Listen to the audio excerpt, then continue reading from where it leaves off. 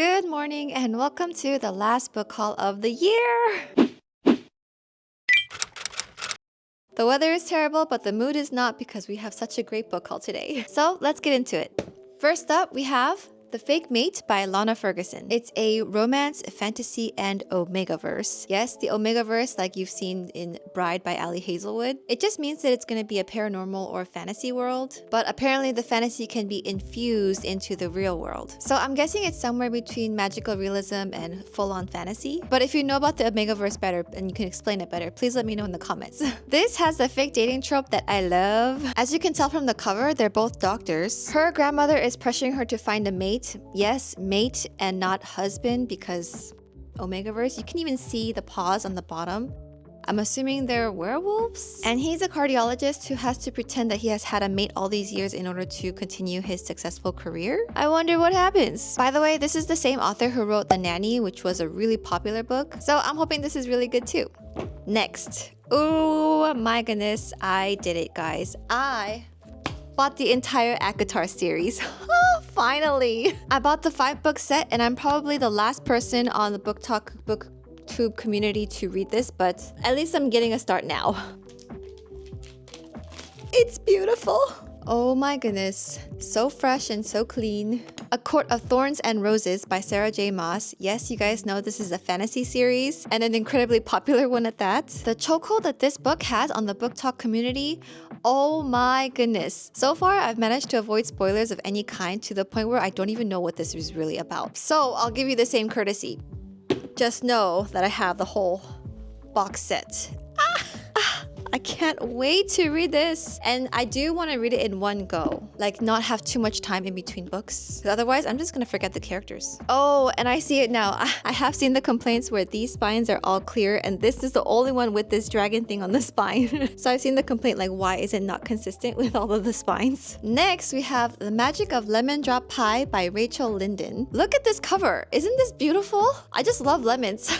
This is a romance, magical realism, and contemporary fiction. It's about a girl who is a young pie maker and seems to be going through some stuff. Her mom passed away, she broke up with her first love, and she gave up on her dream to open up a restaurant in England. And for her 33rd birthday, her great aunt gives her 3 drops of lemon, each of which allows her to live one day differently. So for example, living a day where her mom has not passed away, or living a day when she hadn't broken up with her first love. You know, stuff like that. So I guess that's where the magical realism comes in. So it's supposed to be an uplifting novel about not trying to redo the past, but embracing the present. Also, if you read the About the Author section, she promises her readers that all of her novels are going to be a happy or at least hopeful ending. So that's great to know. Next. We have Just for the Summer by Abby Jimenez. This is the 3rd book in the standalone interconnected Part of Your World series. I personally have not seen one bad review of this book. Everybody seems to love it. Personally, I've read the first 2 books of the Part of Your World series and I wasn't the biggest fan. Not that I didn't like it, it was just an okay read. I just wasn't raving as much as everybody else. But I do have higher hopes for this one because of the premise of the story, which is that the second our male main character breaks up with his girlfriend, it seems like that girlfriend goes on to find her soulmate like right away. So he voices his frustration on a Reddit thread, and our female main character says she has the same problem but with the guys that she's dating. And because it seems like they have the same curse, they decide to date each other just for the summer so that they can find their true loves. Hello, soulmate. Next. A Lady's Guide to Fortune Hunting by Sophie Irwin. You can tell by the cover and the title that this is going to be a historical fiction, but it's also a romance set in the Regency era. It's also quite thin, so it should be a fast read. Our female main character basically inherits her father's massive debts, so she's really in need of money. So to get some money, she decides to marry rich. Except there's a gentleman who knows what she's trying to do and sees through her plans and tries to ruin them. That kind of reminds me of Bridgerton, I think it was Penelope's family, where they were kind of running low on money, so they really needed to marry in order to survive, pretty much. So this is the first of 2 books, and the second book is A Lady's Guide to Scandal, so I'll definitely check that one out if I like this one. Next. Ooh, Shadow and Bone by Leigh Bardugo. I have been waiting to read this. This is finally, I'm getting into the Grishaverse. I don't know really what that is because I haven't read the book yet, but I've heard so much about it. This is a young adult fantasy, the first in the trilogy. I also found out there's a novella in between this book and the second book, and I think there's also 2 novellas before this book as well. I also bought Siege and Storm by Leigh Bardugo, which is the second book, so I'm very well prepared here. so I think that the female main character basically discovers that she has magical powers, and the leader of the military of the kingdom decides that she has what it takes to defend the kingdom from whatever is threatening the kingdom, is what I know so far. I don't know too much, and I kind of like that. Now, from doing a quick internet online search, Six of Crows by Leigh Bardugo I have also bought. I think you're supposed to read the Shadow and Bone series trilogy first before you read the Six of Crows duology. Chronologically, it makes more sense apparently. I think the world is the same, just the cities, like the setting and the characters are different. This is a young adult fantasy as well. I also hate that all three of them have the Netflix stickers on there that are not removable. I also know that this one in particular is super popular. I cannot wait to get into this one. But don't worry, I shall read the trilogy first. Yes, I know I'm missing the third one. I will buy that later.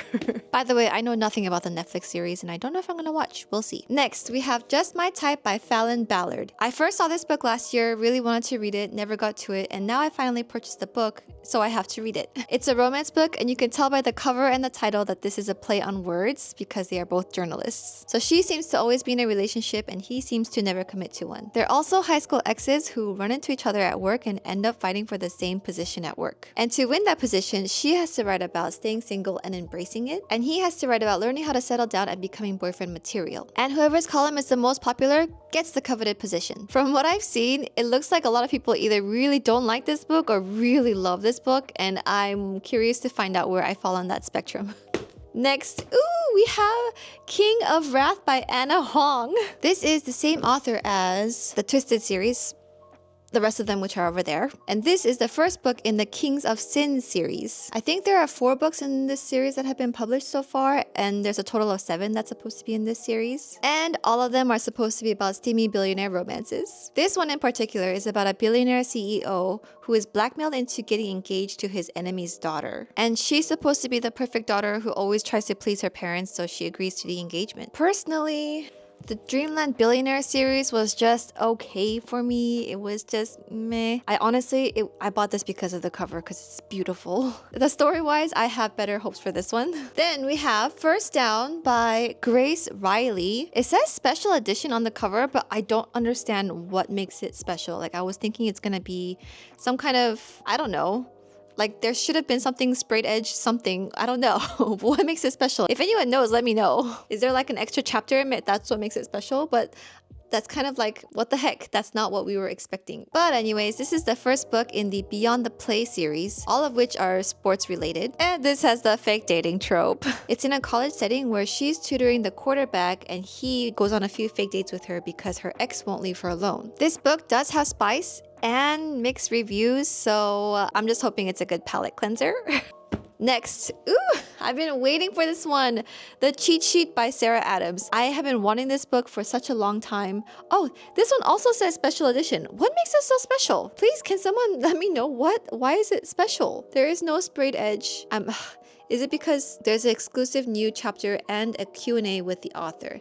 And that's what makes it special? I feel duped. Meh, okay, well fine. Anyways, you probably read this book or at least heard about it. This is also a fake dating trope. I'm not actively seeking out books specifically with fake dating tropes, just FYI. I just happen to buy a lot of it in this haul. By chance. Anyways, The Cheat Sheet by Sarah Adams. She is in love with her guy best friend who also happens to be a very well-known quarterback. One day, she drinks too much tequila that ends up with them both in a contract to fake date for a little bit. Also, is she like a professional ballerina or something? Because she's wearing like the ballerina shoes. So, a football player and a ballerina? How cute! Next, we have Fix Her Up by Tessa Bailey. I think maybe this is one of her lesser known books. This is actually book number 3 of the Hot and Hammered series. And yes, she is the author of It Happened One Summer. And I really like this book. And yes, this is another fake dating trope. But in my defense, I did not know it when I bought it. I bought this solely because of Tessa Bailey. I just like her. Okay, it's a fake dating trope, but it's also a brother's best friend trope. She is a party planner who can't seem to get taken seriously, and he is a former baseball player who got injured and now has to start his career all over again. So they fake date to help each other out. I don't know, by the cover, I'm assuming that his career restart is either in construction because this is a Hot and Hammered series, or she's on a ladder because she's trying to put something up for her party planning. And maybe he helps out with construction-wise. I don't know. The American Roommate Experiment by Elena Armis. I did not know that this is the same author as The Spanish Love Deception, which I have not read. So in this book, our female main character's ceiling literally falls down on her, so she needs a place to go to. Thankfully, she has her friend's spare key, so she goes to that friend's apartment to stay there until her apartment can get fixed. However, she's not there, and instead that friend's cousin, male cousin, is staying there. And they both just agree to stay in the friend's house. She's also a romance writer, so they both go on a few experimental dates so that they could free her writer's block, which I love when there's a writer or author in the story, because I would like to think that I can write a book someday, and just getting into the mindset or thought process of an author or writer is just so intriguing to me. Next, we have Things We Left Behind by Lucy Score. This is the third book in the Knock 'em Out series. I have read the first one, have not read the second one, and I'm prepared on deck with the third one. The most important thing is I have it in my possession and on deck. This is an enemies to lovers romance, and I think a second chance romance as well. But I'm just weird, and I want to finish this series before I start any other Lucy Score books, which you don't have to, but I'm just weird, I know. So here's to hoping in 2025 that I read the last two books. Ooh, okay. Love in the Time of Serial Killers by Alicia Thompson. I love this comic book-like cover. This is a romance, contemporary fiction, and mystery thriller. Our female main character is obsessed with true crime to the point where she's actually writing a dissertation on the genre of it, I think. But something happens and she has to go back to her childhood home for the summer, where she suspects a neighbor to be a serial killer. But this is also a romance book, so I don't know how are you supposed to find this person attractive after you thought he was a legit serial killer. But I guess we'll find out. I don't know that my wheels would be turning there. Is that the right expression? I don't know that my hormones would be hormoning. No, you know what I mean. Next we have Emma by Jane Austen. I purchased this because I love this cover. I could have bought the cloth-bound version from Barnes & Noble, but I don't know, something about this cover was just so pretty, and it's a hardcover, pink, and just very nice. This is the only classic book that I have in this haul, and I've been meaning to read it. And in this book, our main character Emma is basically just trying to be a matchmaker for those around her. I've heard it was quite funny, but it's a classic. Everyone has their own opinions on how they like it or not. In my opinion, I am very excited to read this. If you guys were curious what kind of cover this is, because there's so many different renditions of the covers on this because it's a classic and very old, this is a puffin book, Puffin. Next, we have Good Girl, Bad Blood by Holly Jackson. This is a sequel to A Good Girl's Guide to Murder, which I have. This is the first book, so I have the second book on deck. And since this is book 2, I'm not going to read what this book is about. I don't want to know too much before going into it. I feel like I get the most experience out of not knowing. I just know that this is a young adult series in a mystery thriller section, so it's not going to be too grotesque because, yes, I guess apparently I'm a baby and I can't handle that gory stuff. But that's what I don't want to read for now, at least, even though I love a good mystery. So I think mystery in a YA version is like perfect for me. Champion by Marie Lu. Ooh, another YA book. This is a dystopian novel though, and it is the third book in the series after Legend and Prodigy. Yes, leave it to me to purchase another book in the part of a series that I have not even started.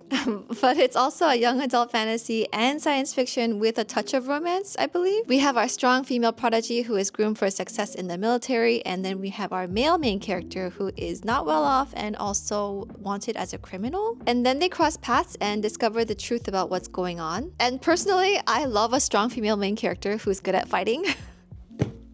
Next, speaking of, we have The Hunger Games by Suzanne Collins. I have watched the movies. I know what happens. Everyone raves about this book, and even I think a Clockwork reader, she was just raving so much about this book and how much she loves this series. I just wanted to know if this experience would be different reading the book as opposed to watching the movie. And actually, this is a little bit thinner than I thought it would be. Then we have The Paris Apartment by Lucy Foley. Not removable, yeah.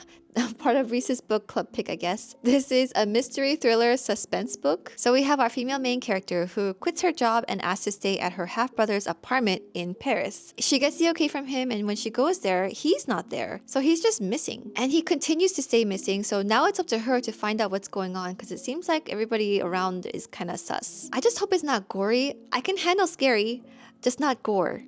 Anyone know? Please let me know. Next, we have, The Lightning Thief by Rick Riordan. I almost said by Percy Jackson, but this is Percy Jackson and the Olympians, the series. I think it's a 7-book series. A while ago, I had bought the graphic novel. this because I was like, oh, that's so cool. Didn't even know that this existed. And I know how popular this book is, or series is, so I decided to finally purchase the novel so that I can get the full experience of it. I just want to know why this book is so popular. Apparently, this is very YA and fantasy. Sounds like it's about a young boy who is living a normal life, but then one day he finds out that his father is Poseidon, god of the sea, and now all of a sudden it's up to him to prevent a catastrophic war between two gods. Then we have The Book Thief by Marcus Zusak. This is set in 1939 in Nazi Germany. So yes, this is going to be a very heavy book, and not just physically, because this is a physically heavy book actually too. It says it's also young adult, but it's gonna be a very heavy young adult. Obviously, it's won a lot of awards, it's really raved about, and I've just heard a lot of great things about it. So it looks like our main character learns how to read books and then steals them before the Nazi can burn them. I've heard that a lot of people cry when they read this book, so I'm not gonna read it anytime soon, maybe later, but I have heard great reviews about it, so I will read it eventually. Alright, and that is it for our book haul. I am so excited to read all of these. I'm glad that I have so many additions to my romance section. I'm so excited to go into 2025 to read all these books, but I gotta be honest, I'm most excited for ACOTAR. I just want to know what the hype is about. Alright, I'll see you guys in the next video. Bye!